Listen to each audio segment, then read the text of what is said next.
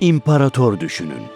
Kimi kaynaklarda güneşin doğduğu yerden battığı yere kadar bütün dünya tarafından takdir edilen ilk imparator olarak tanımlanan, kimi kaynaklardaysa ölümüyle kendisini ve Roma'yı huzura kavuşturduğu söylenen, oldukça savurgan olduğu iddia edilen, tuhaf davranışlarıyla tarihe damga vuran bir şahsiyet. Gaius Julius Caesar Germanicus, namı diğer Caligula. Çocukluğu babasıyla Ren civarındaki askeri bölgelerde geçen Julius Caesar, henüz 3-4 yaşlarındayken askerlerin kullandığı Caligei çizmeleri giydiği için kendisine Caligula, yani küçük çizme lakabı takılmıştı. Günümüz tarihçileri kendisinden bahsederken hala bu lakabı tercih eder. Ancak Caligula imparator olunca Gaius Caesar'i kullanmaya başlamıştır. Germanicus'la Büyük Agrippina'nın 3. çocukları olan Caligula, 29 yıllık hayatına birçok söylentiyi sığdırmıştır. Garip alışkanlıklarıyla çarçur ettiği söylenen imparatorluğun serveti kadar sergilediği tuhaf davranışları da günümüz tarihçiler için merak konusu olmaya devam etmektedir. Kendisinden önce hüküm süren ve Capri adasına çekilen Tiberius, Caligula ile Tiberius Gemellus'u ortak varis tayin etti. Öldüğünde Gemellus 18, Caligula 25 yaşındaydı. Caligula'nın yaşının daha büyük olması ona avantaj sağladı. Praetor Praefectus, yani Roma İmparatorluk muhafızlarının lideri Macron'un da talebiyle imparator ilan edildi. Caligula 28 Mart 37 tarihinde imparator unvanıyla şehre ilk girdiğinde halk tarafından "Yıldızımız" nidalarıyla karşılandı. Ancak bir sorun vardı. Daha önce Caligula ile Tiberius Gemellus'u ortak varis tayin eden Tiberius, Caligula'nın artık Roma halkı için bir yılan olduğunu düşünüyordu. Suetonius'a göre daha saltanatının başlarında bile 160 binden fazla hayvan Caligula için kurban edilmişti. Caligula ilk başlarda halkı tarafından sevilmişti. Çünkü Roma halkı için sürekli zengin oyunlar düzenleniyordu. Bu sırada imparatorlukta hareketlilik devam ediyordu. Antonius ve Octavian'ın kızı olan büyükannesi Antonia'ya Augusta, Tiberius Gemellus'a Princeps Juventitus, yani imparatorluk ailesinden ilk gençlere onur unvanı verildi. Hatta kendisini evlat edinerek onun Principat'taki hakkını tanımış oldu. Amcası Claudius'la ilk konsüllüğünü 1 Temmuz 37 yılında paylaştı. Sürgündekiler geri çağrıldı. Annesi ve kardeşleri hakkındaki evraklar forumda yaktırıldı. Cesetleri Roma'ya getirildi ve her sene ölüm yıldönümlerinin düzenlenmesini istedi. Filo'nun mutluluklarla geçen bir dönem olarak nitelendirdiği ilk 6 ay Roma huzur ve refah içinde yaşadı. Hatta Caligula başa geçer geçmez cömertliğini kanıtlayıp itibarını arttırmak ve kendini daha çok sevdirmek için Praetorian askerlerine ekstra ödemeler yaptı. Gladyatör oyunlarına verdiği destek halkının kendisine daha çok saygı göstermesini sağladı. Tiberius'un yapmış olduğu bir takım kısıtlamaları kaldırarak siyasi hamlelerde bulunan Caligula, halkının yanında olduğunu kanıtlama çabasındaydı. Örneğin kaldırılan serbest seçim uygulamasını yeniden başlattı. Kapatılan Roma İmparatorluk yıllıklarını yeniden açtırdı. Bunlarla yetinmedi, Selefi üzerindeki vatana ihanet söylemleriyle ilgili kayıtları yok ettirdi. Böylece halkına ne kadar iyimser bir imparator olduğunu kanıtlayacaktı. Hatta sürgündekileri affedip geri gelmelerini sağlamakla kalmadı, vergiler yüzünden beli bükülen halkına da yardım etti. Asla affetmeyeceği bir tek konu vardı. O da cinsel suçlar. Bu suçu işleyenlerin hepsi imparatorluktan uzaklaştırıldı. Halkı İmparator Caligula'yı çok sevdi. Yaptıkları ve yaklaşımlarıyla halkının yanındaydı. Üstelik tanınmış bir soydan geliyordu. Hem halkın son derece saygı duyduğu General Germanicus'un oğluydu, hem de Augustus'la kan bağı vardı. Yani Julius Caesar'le de yakındı. Bu özellikler halkının ona olan güvenini artırıyordu. İmparator olmasının üzerinden daha 1 yıl geçmeden, hatta daha 6-7 aydır tahttayken ağır bir hastalık geçiren Caligula ve halkı için karanlık günler başlıyordu. Kendisini tanıyanlar iyileşmesine rağmen karakterinin değiştiğini ifade ediyordu. Hastalığı psikolojik bir araz bırakmış olabilirdi. Caligula sürekli öldürülme endişesi taşıyordu. Tehlikedeydi. herkes, hatta sevdikleri bile onu öldürebilirdi. Çevresindekiler artık onun için bir tehdit unsuruydu. Bu yüzden şüpheli gördükleri Caligula'yı öldürmeden Caligula onları öldürtmeliydi. Örneğin kuzeni Gemellus ve Praetor Praefectus Macro da öldürüldü.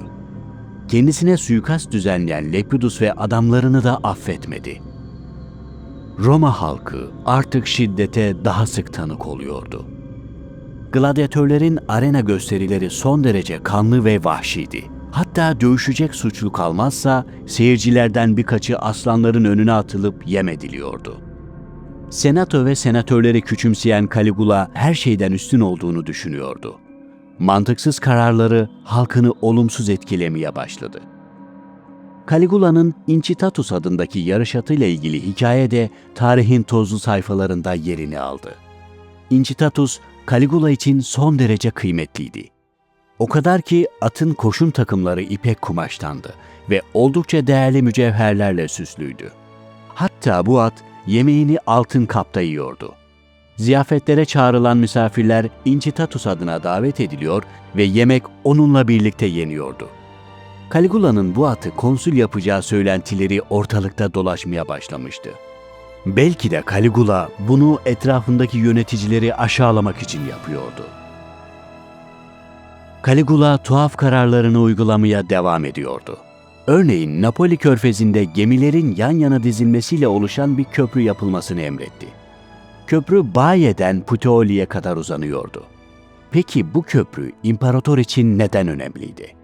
Çünkü Caligula'nın canı o köprüyü bir at arabası ile oldukça hızlı bir şekilde geçmek istemişti. Bu isteğini gerçekleştirdi de. İmparatorun tuhaf istekleri yüklü masraflara sebep oluyordu. Tiberius'un hazinede bıraktığı büyük servetten eser kalmamıştı. Üstüne üstlük kendine bir de tanrısallık atfetti. Kapitol tepesinde bulunan Jupiter Optimus Maximus tapınağı civarında bir köprü yaptırdı.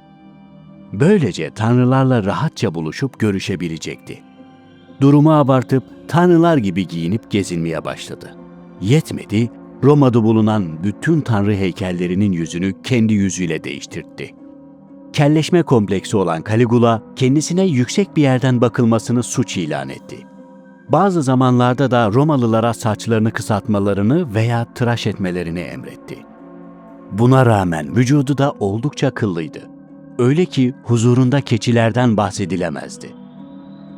Tuhaf davranışları zalimliğe dönüşen Caligula, cinsel maceraları ve ulu orta anlattığı deneyimleriyle de tarihi meşgul etmiştir. Suetonius, Caligula'nın 3 kız kardeşiyle de ensest ilişkiler yaşadığını aktarır. Sarayın bahçesine büyük bir genelev açtıran imparatorun o tarihte herhangi bir etkinlik söz konusuysa burada senatör eşlerini en yüksek fiyat verenlere sattığı söylenir. İmparatorluğun başına geçen Caligula'yla hastalık sonrası halkının başında olan adam arasında korkunç bir fark vardır. Üstelik düzenlediği seferlerin çoğu alay konusu olmuştur. Örneğin Ren Nehri'nin ötesine yaptığı harekatta ağaçlarla savaşan Caligula, dalları keserek bir zafer anıtı yonttu. Antik çağ yazarları Cermanya seferi sırasında savaş olmadığı için imparatorun eli boş dönmek istemediğini, bu yüzden deniz kabukları toplatmasını emrettiğini aktarır. Caligula'ya göre Kapitolyum'a ve Palatyum'a borçlu olunan okyanus ganimetleri toplanır. Winterlake, bu emrin korkaklıklarıyla dalga geçilmesinden çekinildiği ve elde edilecek tek ganimetin deniz kabuğu olmasından dolayı verildiğini aktarır. Yüksek tabakada yer alan birçok kişinin Caligula için var olan olumlu düşünceleri yerini öfkeye bırakmıştı. Hatta Galya sonrası bu kez de Sextus Papinius ve Betilianus Bassus suikast planları yapmış, ancak bu teşebbüs korkunç bir şekilde öldürülmeleriyle sonlanmıştı. Bu son imparatora yetmedi. Şüphelendiği bazı senatör ve atlıları da öldürttü. Caligula'dan nefret eden Praetor Praefectus Cassius Chaerea yanında birkaç komutanını alarak bir suikast planladı. İmparator ölmeliydi. Çünkü sürekli kendisiyle alay ediyordu. Chaerea, imparatorluk muhafızlığında görev yapan savaşçı bir ruha sahip ancak ince sesli bir adamdı. Caligula bu sesi ne zaman duysa onu küçük düşürücü ifadeler kullanıyordu. İlk başlarda bu duruma sabreden Chaerea artık dayanamıyordu ve hayatından da endişe ediyordu. Kendisi gibi hayatından endişe eden azatlı Kallistus'u da suikaste ikna etti. Milattan sonra 41 yılının 24 Ocak günü Ludi Palatini eğlencelerinin yapıldığı tarihi seçtiler. Gaius o sırada tiyatrodan saraya dönüyordu. İlk saldıran Chaerea oldu. Ancak imparator ölmemişti. Hırsını alamayan Chaerea, Caligula'yı 30 kere daha vurdu. Paramparça edilen imparator, öldürücü darbeyi Aquila'dan yedi. Suikastçilerin arasında bulunan bir yüzbaşı, karısı Calzonia'yı bıçakladı. Kızları Drusilla'nın kafası duvarlara vurularak beyni parçalandı. Cermenlerden müteşekkil muhafız birliği bu vahşete zamanında yetişemedi. Sadece suikastçilerden bazılarını öldürmeyi başardılar. 3 yıl, 10 ay, 8 gün süren imparatorluk hikayesi böylesi vahşi bir şekilde sonlandı. Cenaze töreni yapılmadı. Onun yerine gizlice cesedi yakıldı ve Lamia ailesinin bahçesine gömüldü.